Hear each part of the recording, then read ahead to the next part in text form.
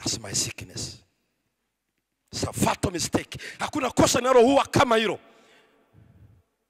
Kwamba Mungu anaposema Mungu ni upendo, halafu nifikie mahara niseme Mungu mbona hanipendi mimi? Eti kwa vile sina mtoto, kwa vile nimezunguka ajira ofisi na ofisi sina, eti kwa vile biashara yangu haijawa vile nilivyotazamia miaka, eti kwa sababu ugonjwa nilio nao haujaondoka. Na hivyo ninaona kwa nini niwe mwaminifu kwa Mungu kama huyo? Ninakuaje mwaminifu? Wewe niwaambie ndugu zangu wapendwa, wale ambao sio waaminifu kwa matoleo kwa Bwana wamegundua Mungu amebadilika. God has changed. Hasio mwema tena kwao. Huwezi ukatoa maisha yako kwa ambaye sio mwema kwako. Ila wao wanaweza kaona ya kwamba uchumi ni mdogo. Hiyo sio hoja. Hoja ni kwamba Mungu sio mwema tena. Kwa hiyo huwezi kuendelea kuwa mwema.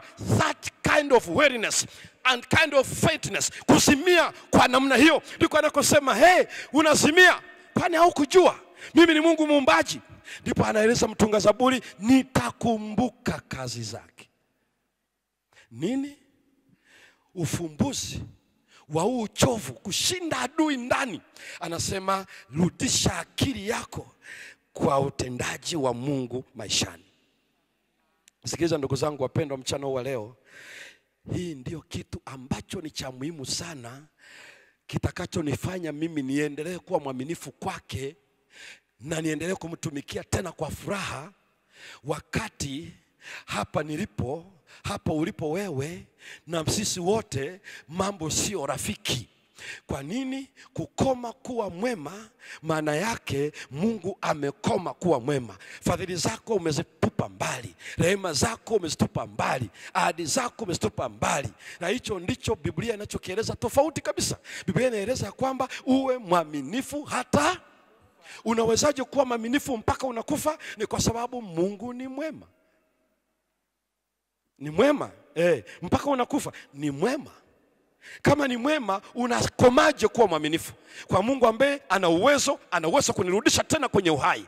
Ndicho alichosema, nami nitakupa taji ya uzima. Unampaje taji marehemu isipokuwa anautangaza nitakurudisha tena kwenye uhai? Kwa hiyo kama ni binti anaona miaka inaenda, anayoiweka yeye time frame na hajapata mchumba mwenza ambaye atakuwa mwema, kisha anasema yeyote atakayekuja hamna shida maana atabatizwa tena, maana yake ameshindwa kuwa mwaminifu. Ameshindaje kuwa mwaminifu? Hakuwa hivyo.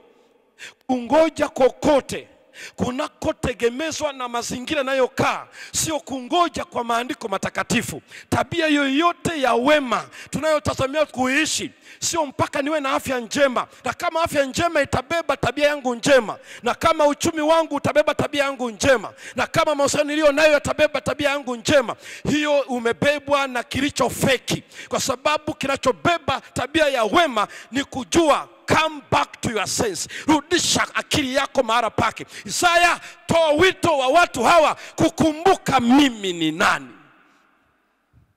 Maana yake Mungu anatusema ni kwamba Mungu asichanganywe na kinachoendelea Babeli.